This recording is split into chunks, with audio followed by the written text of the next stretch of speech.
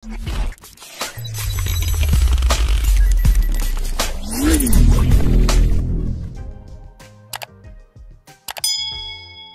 guys! Welcome back to my channel. Before we continue, 1K subscribers na tayo. Maraming salamat sa mga nag-subscribe.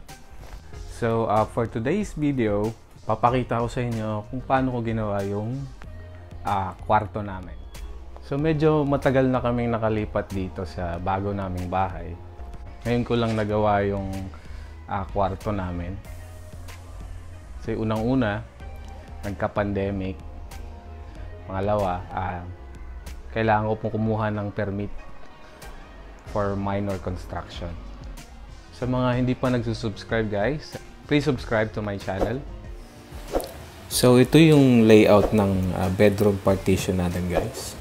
So bali, isang bedroom lang yung gagawin ko ngayon. So next na yung second bedroom. So una kong ginawa, nagsukat muna ako. So sinukat ko muna yung layout ng partition natin.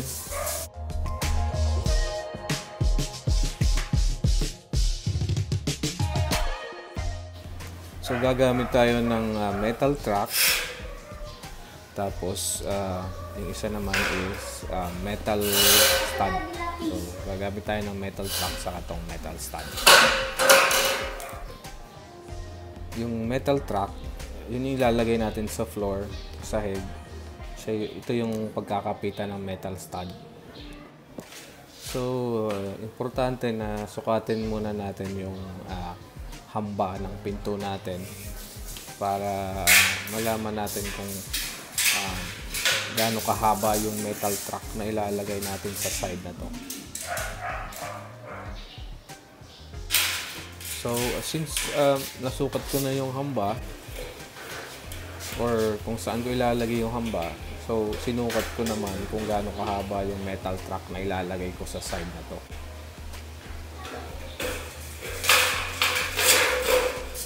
So pagkatapos ko makuha yung sukat ng haba ng metal track, so pinutol ko lang siya gamit yung aviation snip. Pagkatapos, gumamit ako ng concrete nails para ikabit yung metal track sa sahig. Medyo mataas yung ceiling na paglalagyan ko ng partition. So, kailangan kong dugtungan yung metal stud na gagamitin ko. So, ginawa ko. So, dinugtungan ko lang siya. Tapos, kinabit ko siya gamit ang rivet. So, gamit lang yung riveter.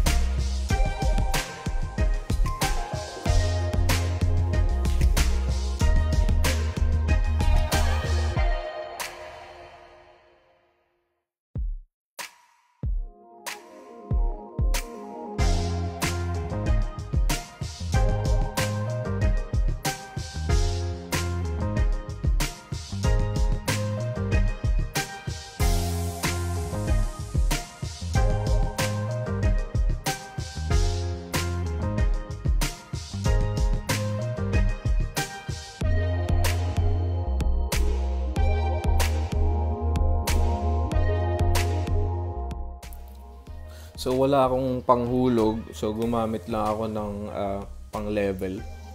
So para tuwid na tuwid yung mga metal stud na ilalagay ko.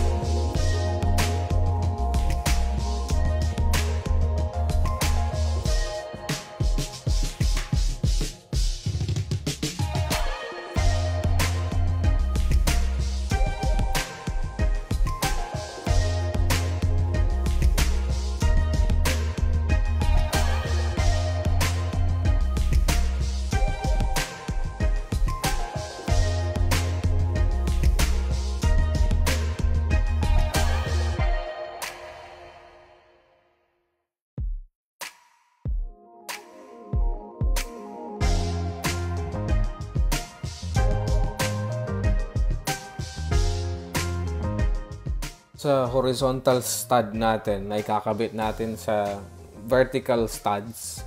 So, kinat ko lang siya ng paganto, saka binend. Yan, bebend nyo lang pa ganyan. Tapos yan, gamitan yung plies, yung gilid para ma-flat. Tapos, saka na siya ikakabit doon sa vertical studs natin. So, ganyan yung itsura niya pag nakat nyo na. Ayan, yan yung ikakabit natin sa vertical studs. Pag ganyan. So, yan. So, mas malinis siya tingnan pag ganyan yung pagkakakat nyo. Tapos, yung magkakabilang dulo. So, bali, pinag-overlap ko na lang para isahan na lang yung pagkakabit or isahan na lang yung pagkabit ng rivet.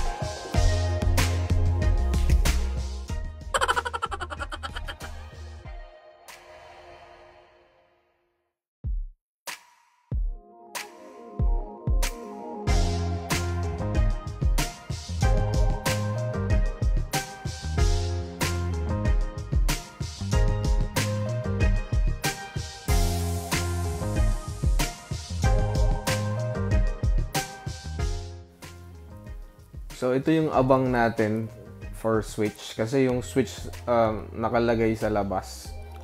Ayan, no? Nung ginawa tong bahay na to, so, yung switch doon talaga sa gilid lang nakalagay.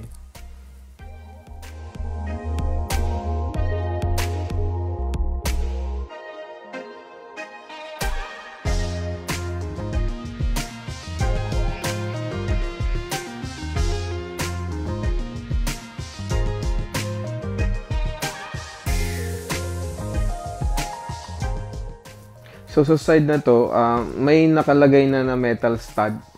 So, nung ginawa tong bahay na to, ginawa na nila ng metal stud dito. Kaya lang, hindi siya kumpleto. So, kailangan kong dagdagan.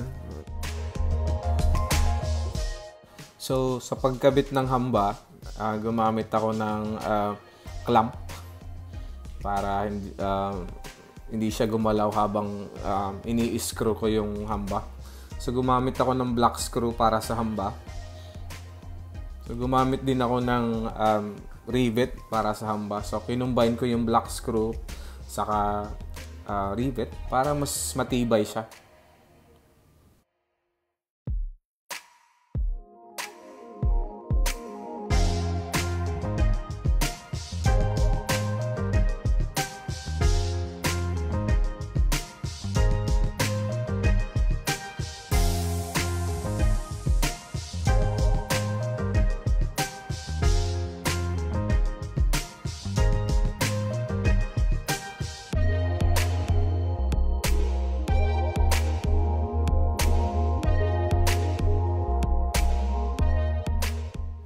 So, yung hardy flex screw yung ginamit ko or yung self-tapping screw para pangkabit ng hardy flex.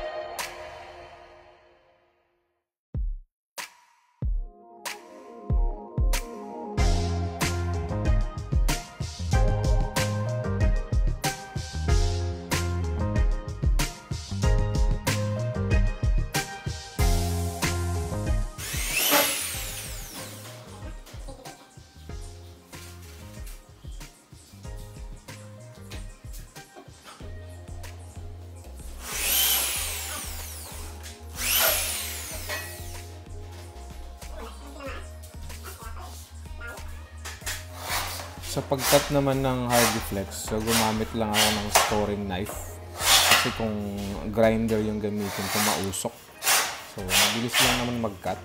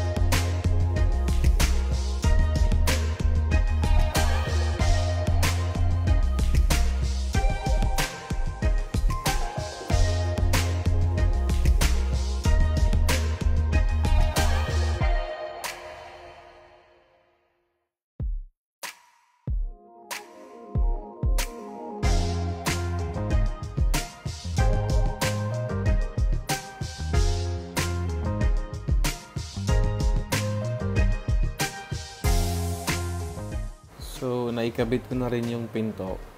So, yung flash door na nabili ko guys, pinabutasan ko na rin dun sa pinagbilhan ko para di na mahirap. So, ikakabit ko na yung doorknob.